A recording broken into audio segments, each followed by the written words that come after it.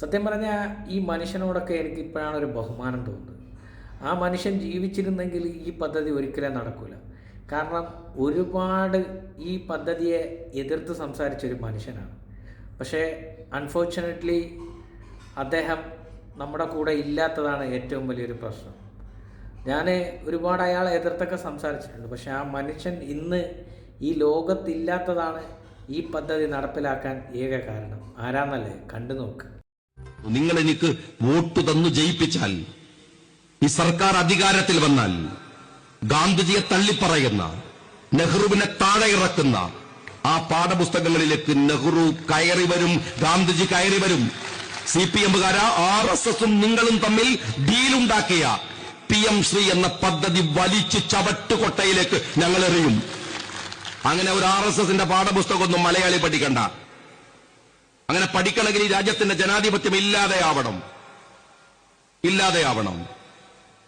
ഞാൻ നിങ്ങളോട് പറയുന്നു, ഞാനിവിടെ നിങ്ങളുടെ മുമ്പിൽ വന്ന് വോട്ട് ചോദിക്കുന്നത് ഈ വേങ്ങരയുടെ മാത്രം പ്രശ്നങ്ങളല്ല. അത് 25%. അതിനപ്പുറം 75% ഈ രാജ്യത്തിന് വേണ്ടി സംസാരിക്കാനും പൊരുതാനുമുള്ള നിയമം. കണ്ടില്ലേ നമ്മളെ ഷാജിക്ക പറഞ്ഞത്? വളരെ ശക്തമായിട്ടാണ് അതിനെ എതിർത്തത്. അതാണ് ഞാൻ പറഞ്ഞത്, ആ മനുഷ്യൻ ഇന്നില്ലാത്തതാണ് ഏറ്റവും വലിയൊരു പ്രശ്നമായത്. ആ മനുഷ്യൻ ജീവിച്ചിരുന്നുണ്ടെങ്കിൽ ഇത് നടക്കുമായിരുന്നു. ഈ പദ്ധതി എങ്ങനെ നടക്കും? വളരെ നിഷ്കണ്ഠേനെ, വളരെ പുഷ്കണ്ഠേനെ, വളരെ ശക്തമായിട്ട് എതിർത്ത മനുഷ്യനാണ്. പക്ഷെ എന്ത് ചെയ്യാനാണ്? അൺഫോർച്ചുനേറ്റ്ലി ഈ നോ മോർ.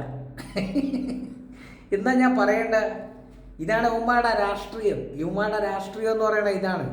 അതായത് പ്രതിപക്ഷത്തിരിക്കുമ്പം യുവമാർക്ക് എല്ലാം ഹറാമാണ്. പക്ഷെ ഭരണപക്ഷത്ത് കയറുമ്പം യുവമാർക്ക് അത് ഹലാലായിട്ട് മാറും. ഭരണത്തിന് വേണ്ടിയിട്ട്, ഭരണം കിട്ടാൻ വേണ്ടിയിട്ട് സമുദായത്തിനെ ഇത്രയും ഒറ്റിക്കൊടുക്കുന്നൊരു പാർട്ടി ഈ ദുനിയാവിൽ വേറെ ഉണ്ടാവില്ല. അത് ഇന്ത്യൻ യൂണിയൻ മുസ്ലിം ലീഗാണ്. കണ്ടില്ലേ?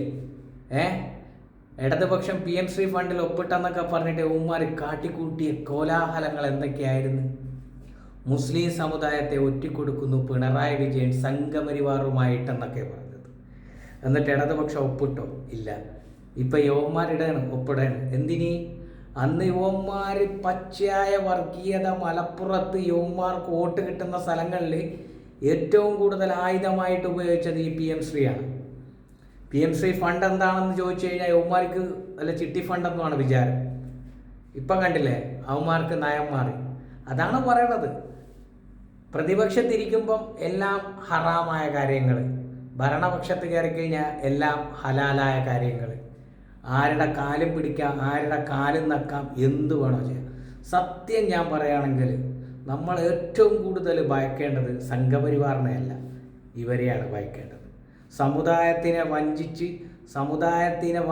സമുദായത്തിൻ്റെ വോട്ട് നേടാൻ വേണ്ടിയിട്ട് എന്ത് നാറിയ പരിപാടിക്കും ഒരു മടിയില്ലാത്ത പാർട്ടിയുടെ പേരാണ് ഇന്ത്യൻ യൂണിയൻ മുസ്ലിം ലീഗ്.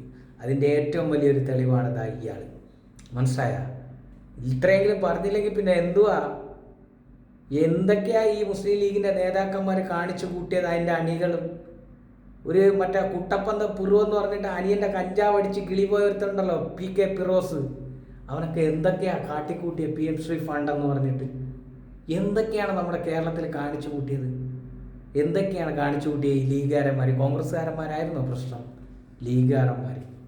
അതാ പറയുന്ന സമുദായത്തിന്, മുസ്ലിം സമുദായത്തിനെ ഒറ്റിക്കൊടുത്ത് അധികാരത്തിന് വേണ്ടി എന്ത് നാറിയ പണിയും കാണിക്കുന്നൊരു പാർട്ടിയുടെ പേരാണ് ഇന്ത്യൻ യൂണിയൻ മുസ്ലിം ലീഗ്.